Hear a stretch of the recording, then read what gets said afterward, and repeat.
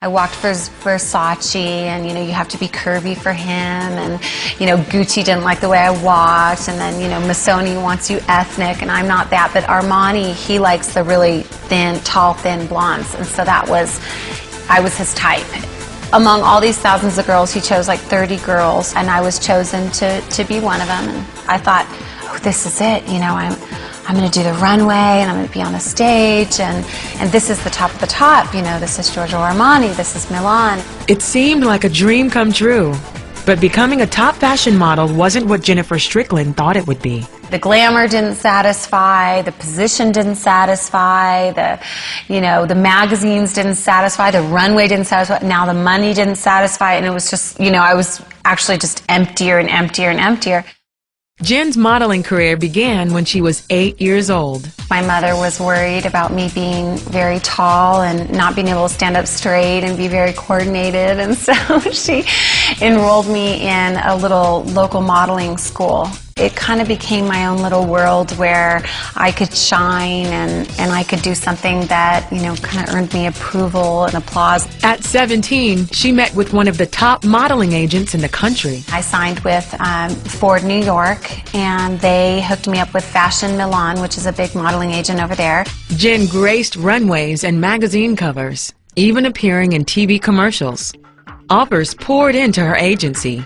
On the outside, life seemed perfect. They're flying me all over the place, all over the world, going from studio to studio, doing all these jobs, and it's kind of like if Armani wants you, then everyone wants you, and so I had this really fast-paced lifestyle. I was doing a lot of drugs, I was starving myself, I was extremely lonely. I missed being around people who loved me for more than what I looked like. I think that drugs became my way of escape. There were so many ugly things going on behind the scenes of the modeling industry, and I just buried it. And I think the reason why is because I wanted my family at home to be proud of me. They were so proud of me, and I wanted them to believe, I think, the illusion that what they saw in the magazines was real, that if I looked happy, I was happy. If I looked at peace, I was at peace. But the truth is that wasn't what it was like behind the scenes, that I got really good at wearing the mask.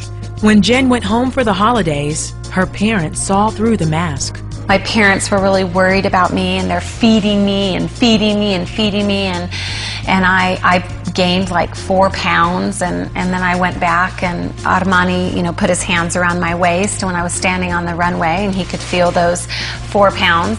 He just kicked me right off his stage, and I wasn't beautiful anymore to him or perfect, and so that he didn't have any need of me. Well, then all the other clients began to do the same thing. See, if Armani doesn't want you, then nobody wants you, then you're not useful to them anymore. That left me sort of shattered inside. Confused and depressed, Jen began looking for work in Germany. I would sleep really long hours and drink too much and smoke too much, and I attempted to kill myself. I tried to do it, and then I thought of the people that at home who did love me, and so I didn't do it. That's when Jen's life began to turn around. An evangelist on the street handed her a Bible. I sat down and began to read it, and I remember it talking about the wide and the narrow road, and it was like the narrow road is hard and few find it, but it leads to life, and then there's the wide road and everybody finds it, but it leads to destruction. And I remember knowing, like, I read that and I thought, I am on the wide road. Like, I knew I was on the wide road, but I didn't really know how to get off the wide road. Because it was the only road I ever knew. This is the first time I had ever read the gospel message, really, in my life. I had no idea what Christ had done for me on the cross. I had no idea what the Holy Spirit was. I had no idea who Jesus was. I knew nothing. Then, on her way to a job, a conversation with a stranger changed Jen's course and led her to discover what she was always longing for. You could see my little mini skirt, my portfolio and everything. He goes, "Oh no, my dear, you're not modeling here, are you?" And I said, "Well, yeah, I am." And he says, "My dear, you cannot sell your face. You cannot sell beauty. Turn around now, go back the way you came. Go home. And I was like, okay. And so I just turned around.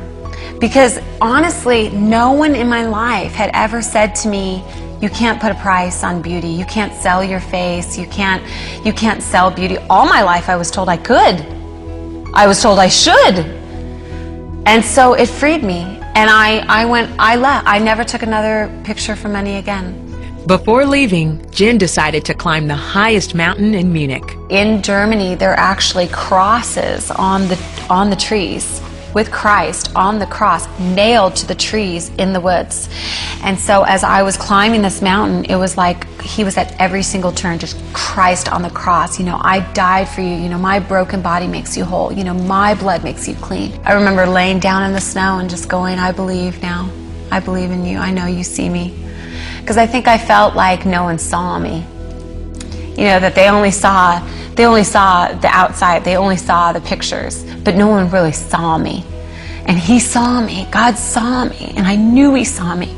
I accepted Jesus into my heart, and I was like, I played like a little girl, and I truly felt that I had been given a new life. Jen returned home. Now she's a wife and mother who travels the country speaking to women and young girls. There's like an identity crisis going on with the women. They think, oh, I have to get Botox and I have to get plastic surgery and I have to look a certain way. And God is up there going, I'm the potter and you're the pot and I made you like this and I love you like this and I want to fill you with my perfect beauty. But honey, you're never going to be perfect. You're never going to find perfect on earth. You're never going to. Only perfect is God. And I think discovering a God who loved me for so much more than just my outward appearance just absolutely freed me